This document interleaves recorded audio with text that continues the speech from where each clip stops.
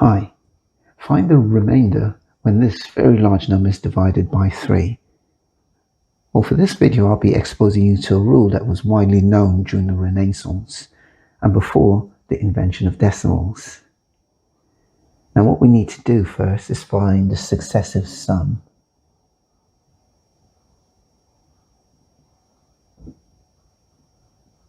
of all these digits in the number. And if we call that SS and we apply that to 634172310832864, we have 59. And then likewise, we apply the successive sum to the digits of 59 to give us 14, and finally the successive sum of the digits of 14 to give us 5. So we have 59, 14, and 5. On division by 3, we have 3 into 59 will give us a remainder of 2. 3 into 14 will give us a remainder of 2. And 3 into 5 will give us a remainder of 2. So the remainder on division of this very large number by 3 is 2.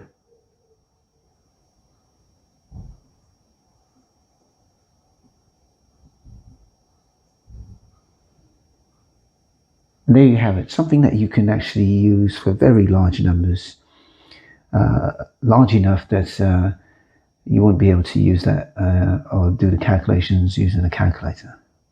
Thanks for watching. I'm Alistair.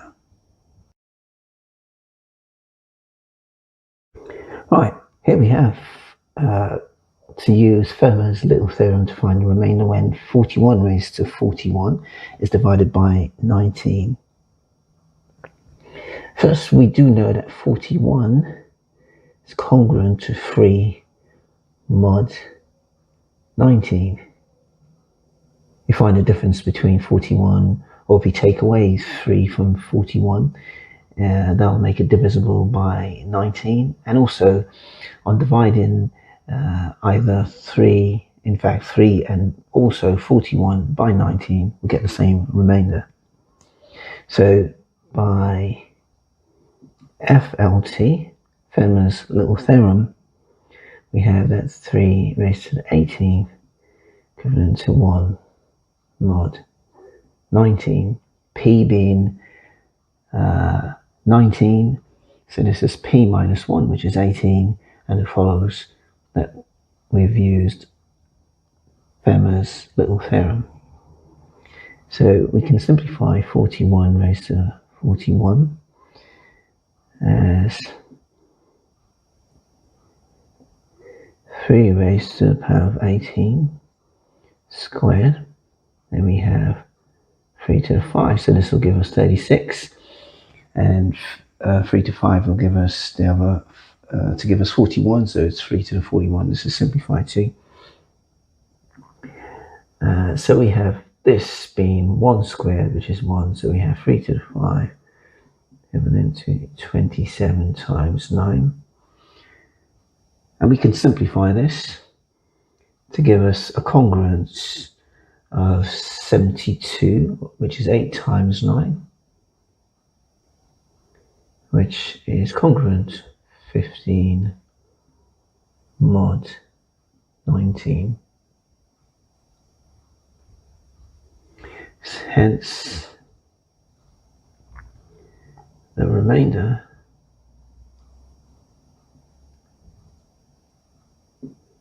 is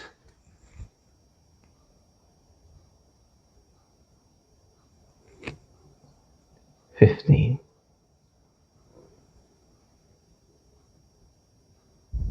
Thanks for watching. I'm Alistair.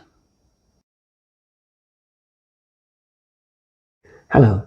Use Fermat's little theorem to find the remainder when 5 raised to the power 26 is divided by 13.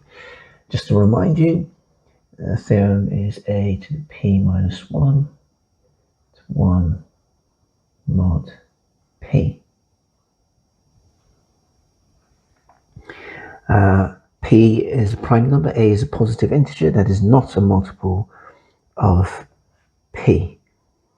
So using, we'll call this FLT for short, Fermat's little theorem, we have that 5 raised to the power of 12 is 113. P here is 13, so it's p minus 1, which is 12, and it follows that we have this congruence by Fermat's little theorem. So now we can simplify 5 to the 26 is 5 to the 12 all squared times 5 squared, and this is congruent to 25 because this now evaluates to 1 squared, which is 1. So now we just have 25, which is congruent 12 mod 13. And what does this mean? It means that both 25 and 12 on division by 13 will get the same remainder, and also the difference between 25 and 12 is a multiple of 13. So hence, the remainder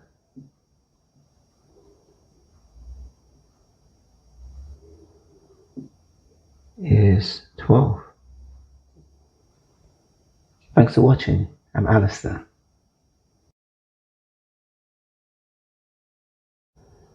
Find the remainder when 16 raised to the power 103 is divided by 11.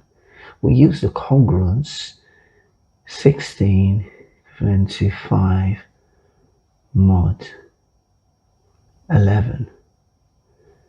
And what this states is that 16 and 5 are congruent mod 11, means that if we take away 5 from 16, it's a multiple of 11, and both of these numbers, when divided by 11, have the same remainder. Now, we'll use this to work out the remainder of this divided by 11. So by FLT, Fermat's little theorem, we know that P is equal to 11 and A is equal to 5.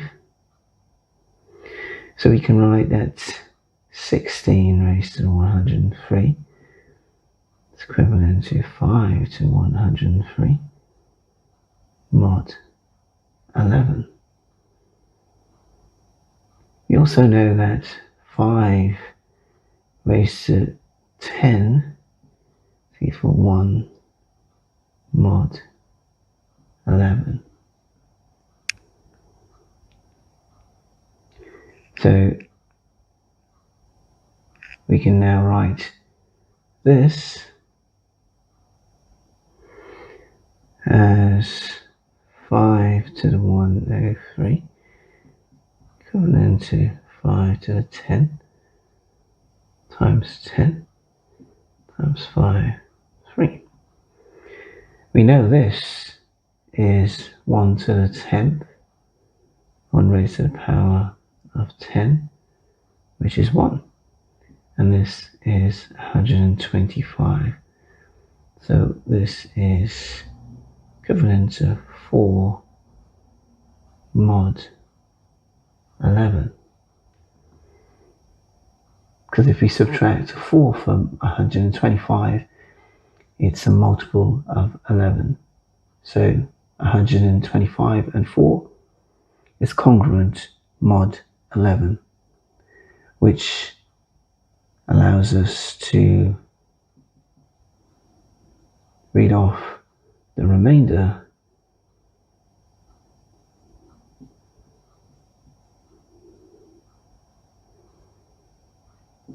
of 16 raised to the power 103 divided by 11, the remainder is 4. Thanks for watching.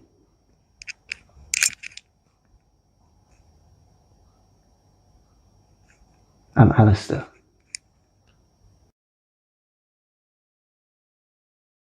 Hi there. Fermat's little theorem states that if P is prime and A is a positive integer that is not a multiple of P,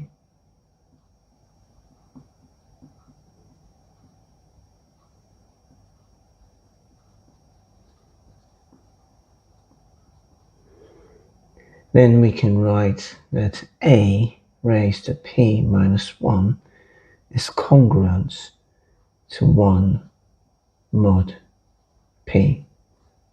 So it's based on the concept of congruence.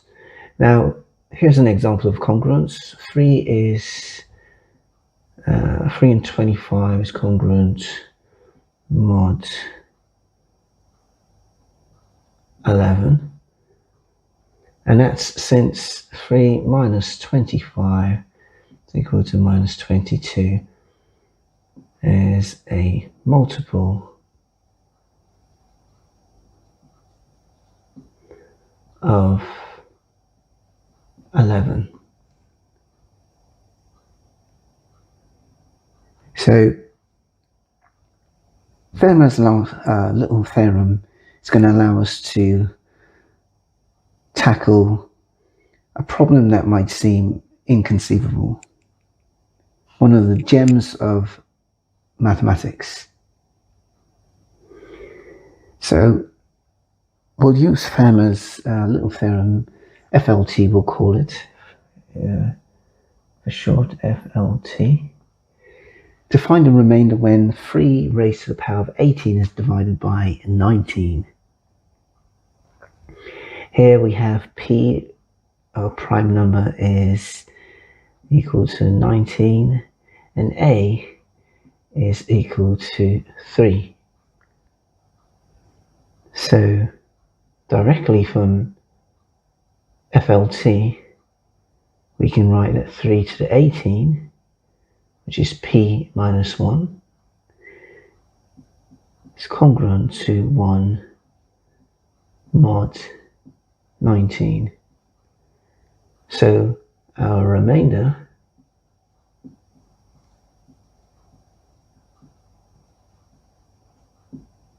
is 1.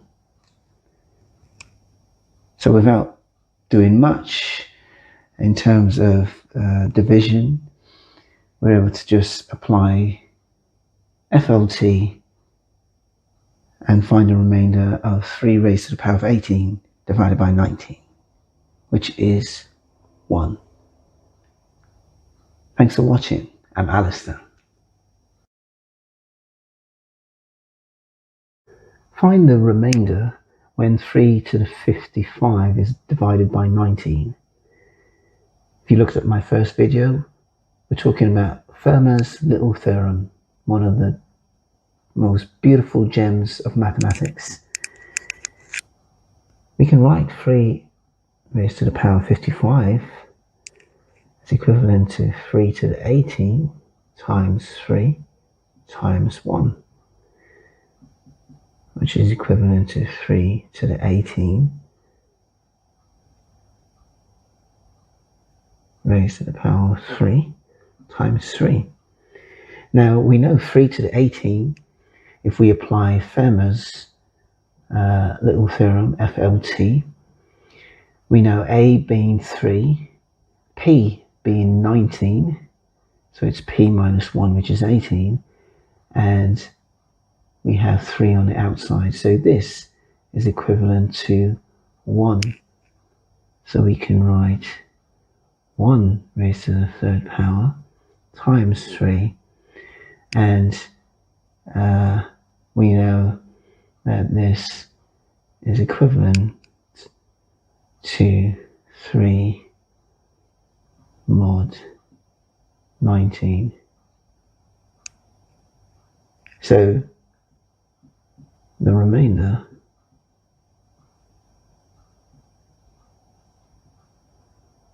is 3. So if we divide 3 raised to the power 55 by 19, the remainder is 3.